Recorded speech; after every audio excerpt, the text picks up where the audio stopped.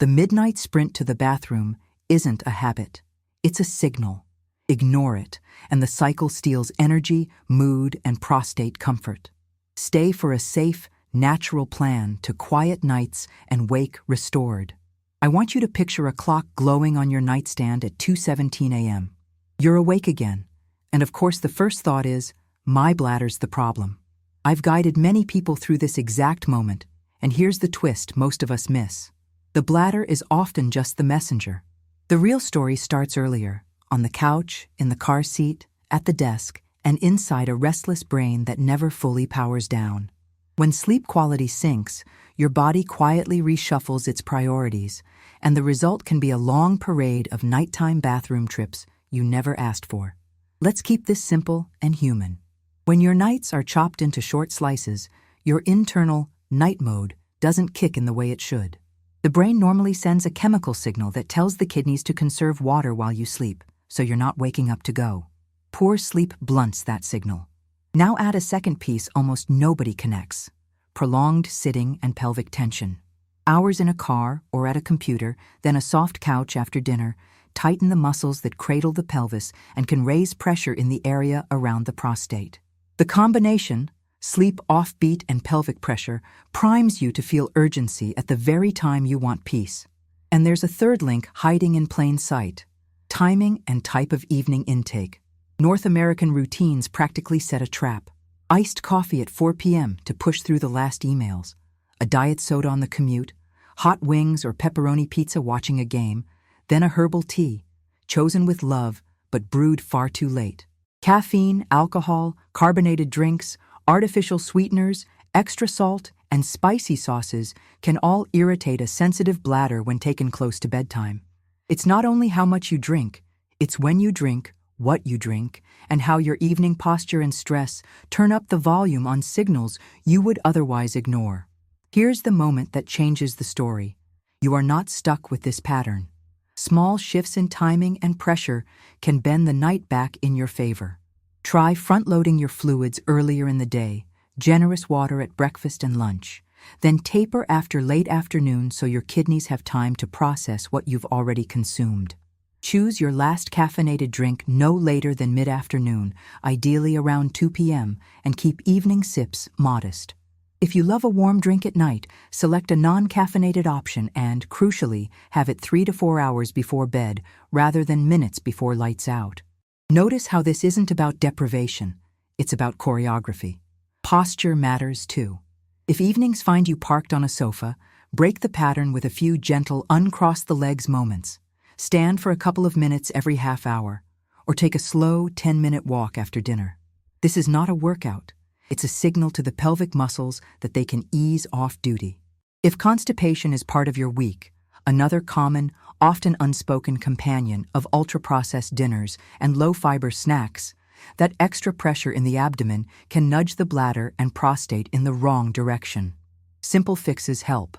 Add a side of mixed greens, a handful of pumpkin seeds, or a small bowl of berries to the earlier part of your day, not late at night. Because we're talking about health, the details of quantity and timing matter. A well-meant change done in the wrong way can backfire. Swapping a late soda for a large mug of tea right before bed, for instance, is a perfect way to stay awake longer. That's why we'll layer the steps, keep the language plain, and make each shift safe and testable. If you take medications or manage medical conditions, pair any change with the guidance of your clinician. Education first, experimentation second, and always with common sense. There's also something almost nobody tries, but I'll flag it now so it's on your radar. Before we wrap up, I'll share a simple late afternoon routine that gradually moves excess fluid out earlier in the evening, so you sleep with a quieter bladder. It's natural, inexpensive, and fits into a normal schedule. We'll get there at the right time, and I'll walk you through how to do it correctly so you avoid missteps. If you've felt embarrassed or frustrated by nighttime awakenings, take a breath. What you're experiencing is a predictable, fixable chain reaction between sleep quality, pelvic pressure, and the timing of daily choices. When you change the rhythm, the message your bladder is sending begins to soften. That's the overlooked link. Restore the rhythm, reduce the pressure, and nights start to belong to you again. To set the foundation, remember, hydrate earlier, taper later, shift away from late-day caffeine and alcohol, keep evening portions modest, loosen the pelvis with gentle movement, treat your gut kindly hours before bedtime. These are not punishments. They're invitations for your body to do what it already knows how to do. Rest. The next tip is among the most important, and skipping it won't just blunt your results. Used carelessly, it may lead to significant side effects for some people. I'll explain it clearly and calmly so you can apply it safely and make real progress. If nights keep getting interrupted, it can feel like your kidneys decided to work the graveyard shift. There's a reason for that sensation, and it's less mysterious than it seems. Your body runs on a 24-hour program. During deep, consolidated sleep, the brain increases a save water signal so you don't have to wake up to urinate. When sleep is fragmented, or pushed later by screens, emails, or a second round of leftovers on the couch, that signal arrives weak or late, and the kidneys simply follow orders. They keep making urine as if it were daytime. Layer in pelvic tension from long commutes, marathon meetings, or a slouchy recliner, and the urge feels sharper and more urgent. This is the quiet mechanism behind those 2 a.m. footsteps down the hall. Think of night as an orchestra that's supposed to play softly. Caffeine late in the day hands a trumpet to the percussion section. Alcohol gives the cello a hiccup. Salty takeout or spicy wings during a big game swell the brass section. And bright light from a phone or TV tells the conductor it's still afternoon. None of these are villainous on their own. The trouble is the timing. Many North American evenings stack several of these cues at once. An iced coffee around 4, happy hour beer with coworkers, a drive-through meal on the way home, then streaming with the lights on until after midnight. By the time you finally lie down, your internal clock hasn't actually started the night shift. There are 2 simple levers you can move without strain: rhythm and pressure. Rhythm is the when you drink, when you eat, and when you dim the lights. Pressure is the how it feels in the pelvis. How long you sat, how tight your waistband is, whether constipation is adding a push from the inside. Adjust both, and you change the experience of the night, often within days. Let's translate that into actions you can try. Gentle, practical, and easy to test. Front-load hydration. Drink more water with breakfast and lunch, then let the afternoon taper so the heaviest processing happens before evening. If you enjoy coffee, keep your last dose early. Many do better with a cutoff around early to mid-afternoon. Replace the late evening sparkling water or soda with still water, and keep it to small sips. If you like a warm beverage, choose a non-caffeinated option and move it earlier, 3 to 4 hours before bed, so you get the comfort without the midnight consequences. Next, look at salt and spice. Hidden sodium in condiments, deli meats, and takeout can increase nighttime thirst and volume. Aim for the saltier choices earlier in the day and pivot to lighter, simpler flavors in the evening. You don't need to be perfect, just thoughtful about timing. And minimize alcohol on nights you value sleep. Even a single IPA can fragment slumber for some folks, not to mention the bladder irritation in the early hours. On the pressure side, small changes matter more than grand gestures. If you've been sitting for hours, stand and sway your hips gently for 30 seconds, or take a slow lap around the kitchen. Loosen belts and waistbands when you settle in at night. Tight clothing leaves the pelvis feeling crowded. If your bowels tend to be sluggish, favor fiber and hydration earlier in the day. Berries at breakfast, a side salad at lunch, so you're not adding abdominal pressure late in the evening. Many people discover that a calm, regular bowel routine does as much for nighttime comfort as any beverage change. Light is a powerful dial. Dim indoor lights an hour before bed and put screens on warm color modes. It's a small change with outsized impact on your internal clock. If you like to catch up on messages after dinner, consider moving that ritual to the late afternoon or setting a short digital sunset timer. You're not giving up productivity. You're choosing the hours when your body is best at it. I also like a quiet technique that gets overlooked, what I call the double pause. About an hour before sleep, empty your bladder, then do something relaxing. Wash dishes, fold laundry, listen to a short podcast for 10 or 15 minutes. Return to the bathroom once more before lights out. This isn't obsessive. It's strategic. You're reducing the odds that a small residual volume becomes a 3 a.m. wake-up call. If you felt skeptical that timing could matter this much, I understand. We've been taught to focus on quantity, how much we drink, how full the bladder feels. But time governs the entire system. When you align your habits with your body's night shift, earlier hydration, quieter flavors, softer light, reduced pelvic tension, you reclaim long stretches of sleep without making your life smaller. You're not eliminating coffee, camaraderie, or comfort food. You're giving them a better window on the clock. And remember the safety note. Because this is health, the method matters. Large fluid changes all at once can make some people lightheaded or uncomfortable, and late-night healthy drinks can backfire if the timing is off. Ease into adjustments, observe how you feel, and check in with your clinician if you take medications or manage conditions that affect fluids or blood pressure. As you practice these shifts, something encouraging happens. The urge quiets, confidence returns, and the night becomes predictable again. That's the first real victory. The next tip is among the most important, and skipping it won't just blunt your results. Used carelessly, it may lead to significant side effects for some people. I'll explain it clearly and calmly so you can apply it safely and build on the progress you've started.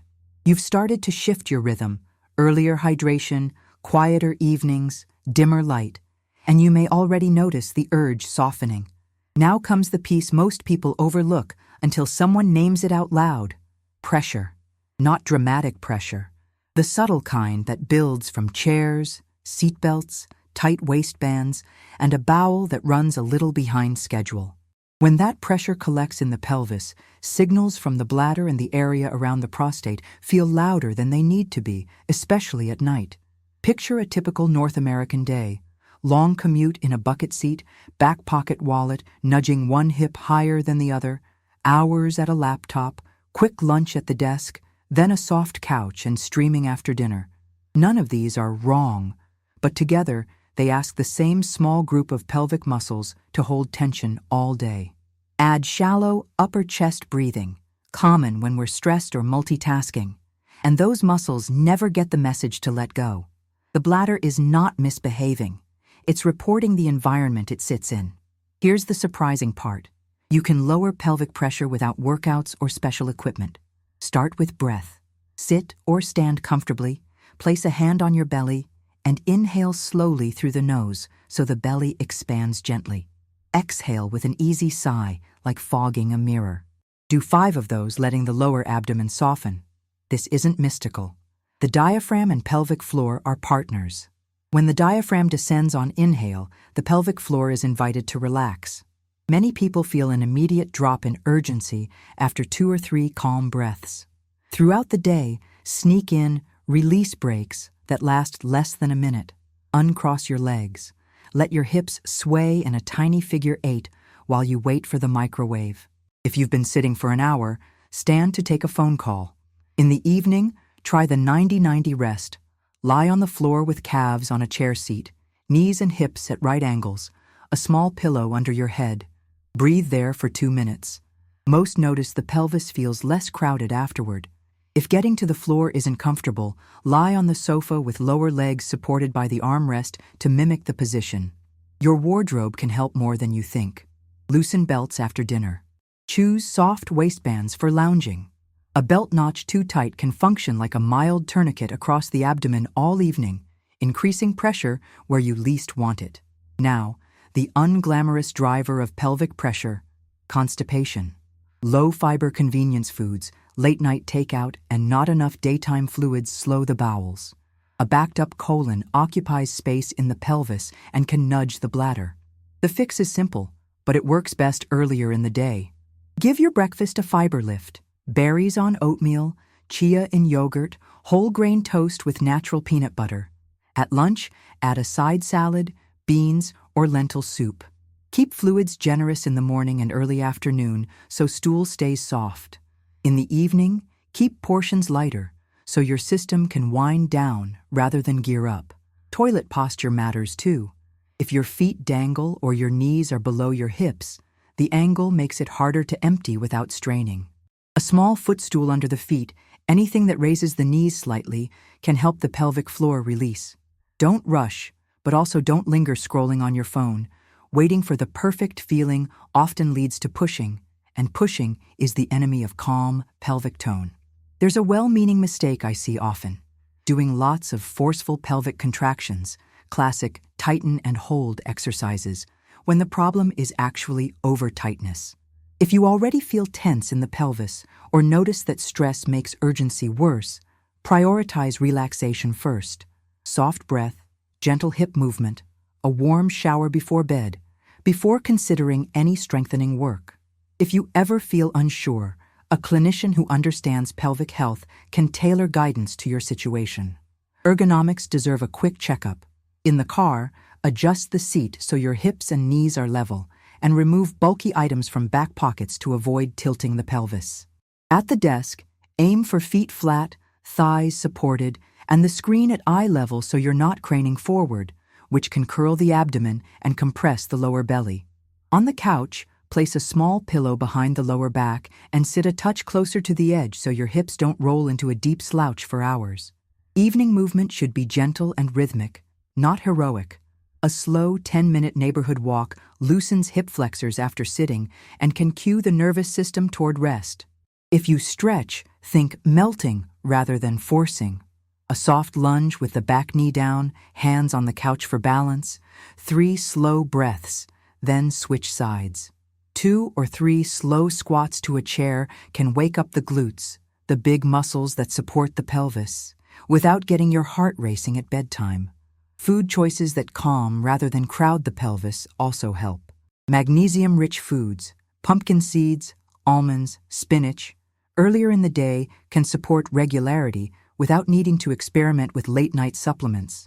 If dairy or certain spicy sauces leave you feeling gassy or bloated, move them to lunch or swap to gentler flavors at dinner. Roasted vegetables, grilled chicken or fish, olive oil and herbs. You're not adopting a diet. You're creating more room in the abdomen when it matters. None of these shifts are dramatic, and that's the point. When you lower the background pressure, the bladder stops sending urgent bulletins. People often describe a quiet moment they haven't felt in months. Sitting down in the evening and realizing their body isn't asking for anything. That's what we're after: space and calm. Because this is health. A quick safety note: avoid sudden large fluid restrictions, especially if you take medications or manage blood pressure, heart, or kidney conditions. Skip unverified detox teas or harsh laxatives. They can backfire at night. If pelvic discomfort is new, severe, or persistent, seek professional care to rule out medical issues. When pressure drops, the message changes. A relaxed pelvis, an unhurried bowel, and a kinder seat can make the difference between 2 awakenings and none. It's a quiet fix, but a powerful one. The next tip is among the most important, and skipping it won't just blunt your results. Used carelessly, it may lead to significant side effects for some people. I'll explain it clearly and calmly so you can apply it safely and keep your nights on your side. If you've begun to feel the body unclench, lighter evenings, easier breath, less urgency, there's another layer worth exploring: what you consume and when. I don't mean rigid rules or a joyless menu. I mean understanding how specific flavors and bubbles, sugars and sweeteners, even healthy drinks, can nudge a sensitive bladder at the exact wrong time. Once you see the pattern, you'll be able to keep the comfort foods you enjoy and simply reschedule them so the night shift stays quiet. Let's start with a gentle audit, not a crackdown. For 7 to 10 evenings, keep a simple note on your phone: time of last coffee or tea, any alcohol, whether your drink was carbonated, what spices or sauces you used at dinner, and what time you put your glass down for the night. Add a quick line when you woke up and how urgent it felt. Patterns appear fast. Many North American routines cluster triggers within a few hours: a late iced coffee, a happy hour IPA, hot wings, or a pizza with extra pepperoni, a diet soda with a show, then a big mug of herbal tea right before bed to be healthy. Each cue is small on its own. Stacked together, they're loud. Here are the common culprits, with a friendly reminder that individuals vary. Caffeine, even modest amounts in black tea, green tea, or chocolate, can heighten bladder sensitivity for hours. Alcohol fragments sleep architecture and, for some, acts as a diuretic. Beer and hard seltzers add carbonation, which can amplify urgency. Artificial sweeteners like aspartame or sucralose irritate some bladders, and sugar alcohols, sorbitol, mannitol, xylitol, found in no-sugar-added candies and protein bars, can cause gas and cramping that add pressure from the inside.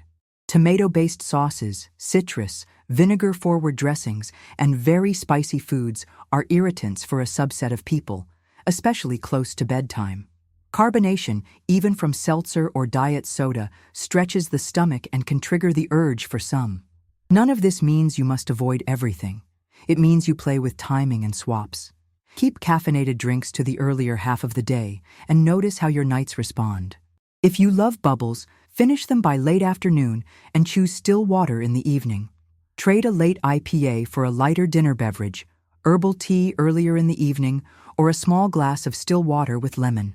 If spicy is part of your identity, enjoy it at lunch and go gentler at night. Think roasted chicken with rosemary, olive oil, and a squeeze of lemon at 6 p.m., not 9 p.m. For sauces, seek flavor without the acidity. Pesto, tahini lemon with more tahini than lemon, or a yogurt herb dip earlier in the day. A word on healthy teas. Many are excellent.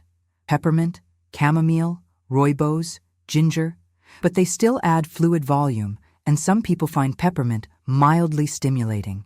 The key is the clock. Brew them 3 to 4 hours before bed, so comfort doesn't turn into a 2 a.m. detour. Keep the mug moderate, not a giant travel tumbler. Salt is sneaky. Deli meats, pickles, canned soups, barbecue sauce, and restaurant meals can stack up sodium, leading to evening thirst and bigger overnight volume. Read labels for serving sizes and milligrams of sodium. Manufacturers often hide 2.5 servings in one single-serve bottle. You don't have to be perfect. Just choose the saltier options at lunch and keep dinner simpler. Grilled protein, steamed or roasted vegetables, potatoes or rice, a drizzle of olive oil. Dessert can be berries or a small square of dark chocolate, earlier than you think. Let me give you a sample evening rhythm that respects both flavor and sleep.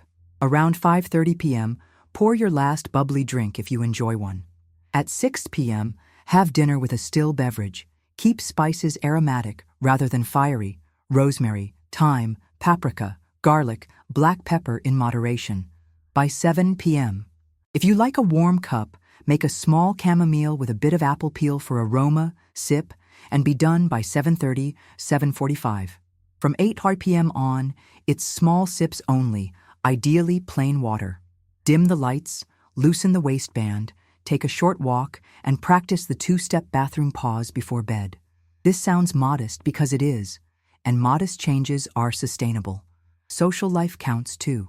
At a restaurant, ask for still water and keep it by your plate. If there's an appetizer board, lean into olives and veggies rather than very spicy wings at night. If friends order rounds, enjoy the company and stretch a single drink. No one needs a public explanation. You're simply giving your body a better window. Because we're in the realm of health, safety comes first.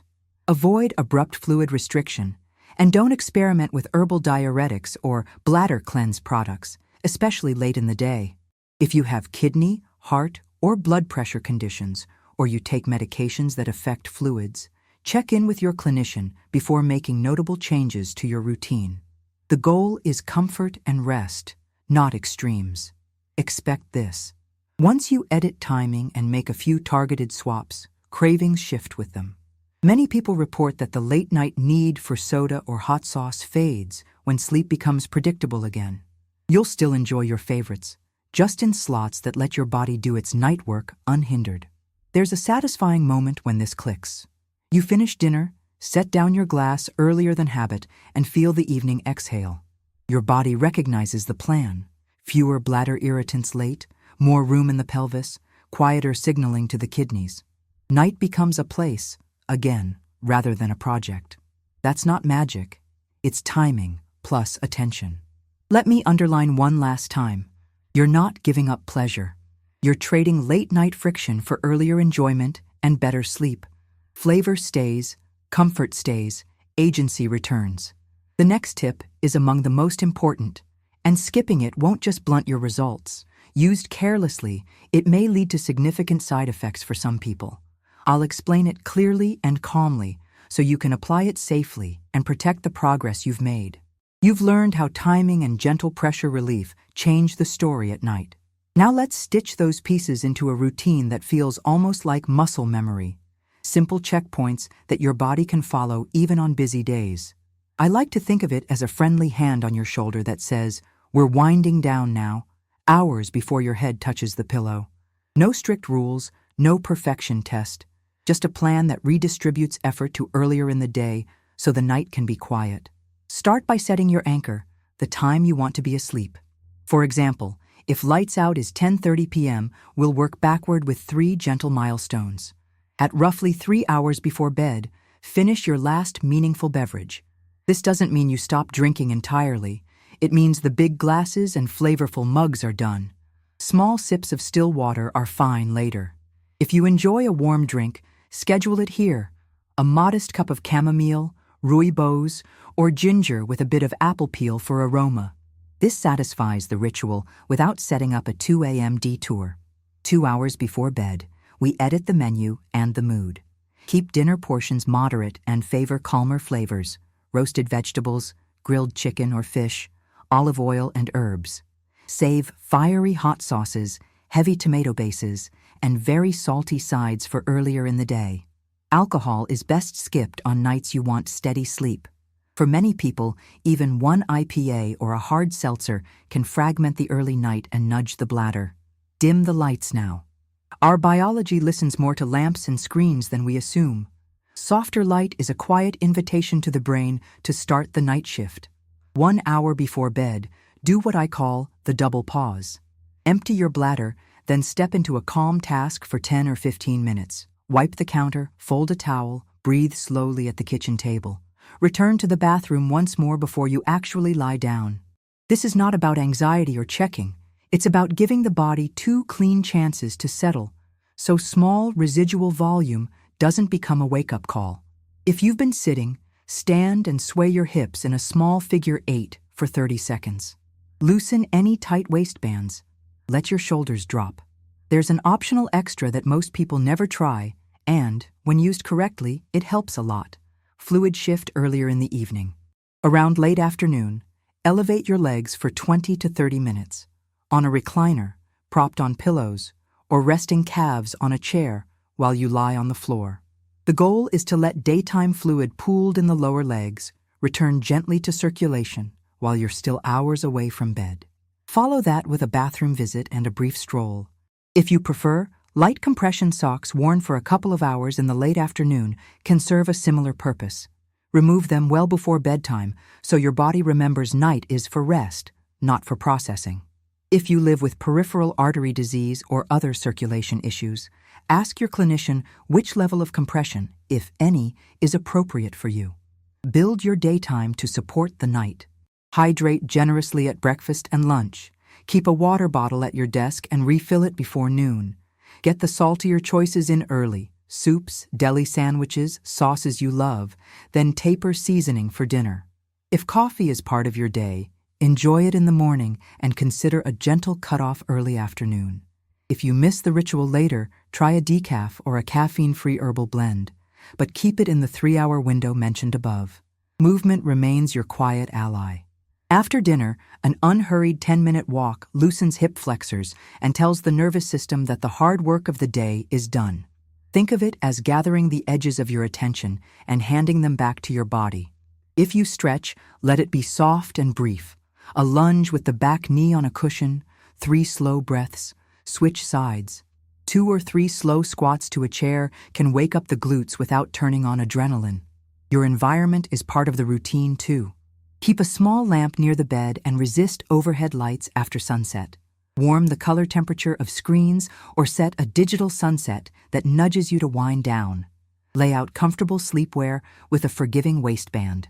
Place a small notebook by the bed for last-minute thoughts so your brain doesn't hold them hostage at midnight. None of these are dramatic. Together, they nudge the system toward stillness. A word about safety. Because we're adjusting fluids, avoid drastic changes overnight.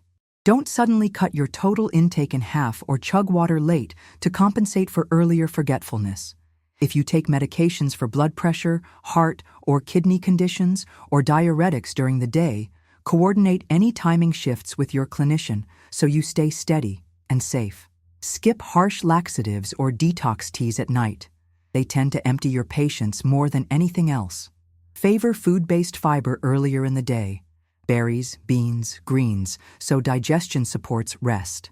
The beauty of a routine like this is its kindness. It doesn't lecture.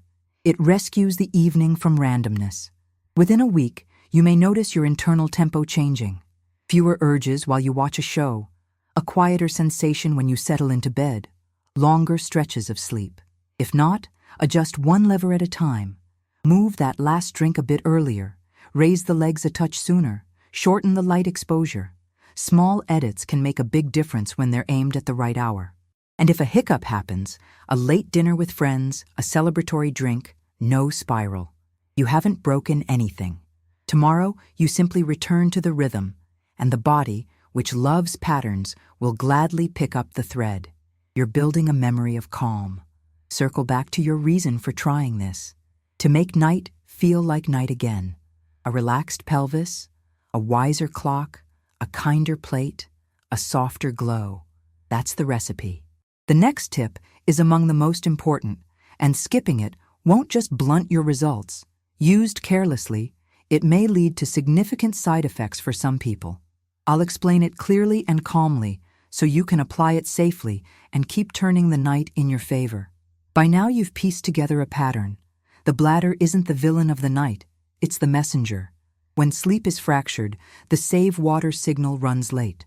When the pelvis is tight from long days of sitting, signals feel louder.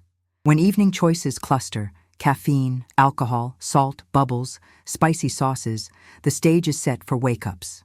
The central idea is disarmingly simple. Timing and pressure shape the night more than volume alone. Shift those, and the body remembers how to rest. I promised a practical, natural preparation that fits the plan. It's not a diuretic, and it isn't a cure-all. It's a calm ritual that supports digestion and comfort while respecting the clock. Make this small infusion 3 to 4 hours before your target bedtime so the warmth and aroma finish working long before your head touches the pillow. Bring 8 to 9 ounces, about 250 milliliters of water, just to a simmer, then turn off the heat. Add 1 chamomile tea bag or 1 teaspoon of loose chamomile flowers. Wash a fresh apple, peel a few thin strips of the skin, and add the peels to the water. They lend gentle pectin and a light sweetness without extra sugar. If you enjoy cinnamon, add a small piece of stick, no need to overdo it. Cover and steep for 5 to 7 minutes. Strain into a regular-sized cup. Taste first. If you want a hint of sweetness, add up to 1 teaspoon of honey and stir. Sip slowly, seated, and notice your breath. When the cup is empty, you're done for the evening with meaningful beverages. From here to bedtime, it's just small sips of still water if needed. Why this combination? Chamomile is soothing for many people. Apple peel adds aroma and a familiar flavor.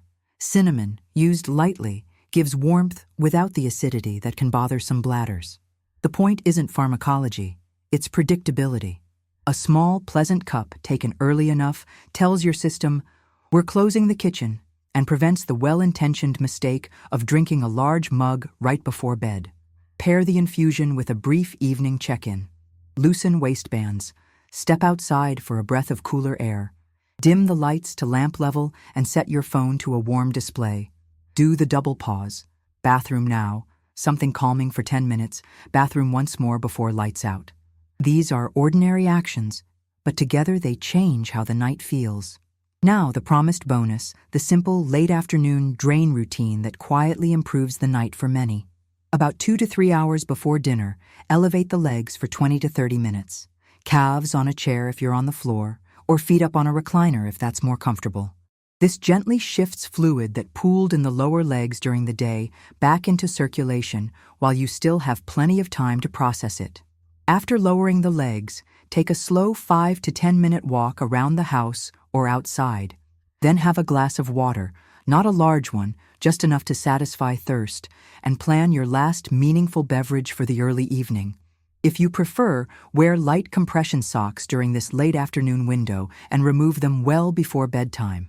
People with circulation problems should confirm with a clinician what level of compression is safe for them. As dinner approaches, bring the rest of the strategy online. Choose calmer flavors, herbs, olive oil, roasted vegetables, grilled protein, and end the meal with still water. If dessert is on the table, keep it modest and earlier rather than late. If you suspect tomato, citrus, or very spicy sauces stir up urgency, enjoy them at lunch instead of dinner.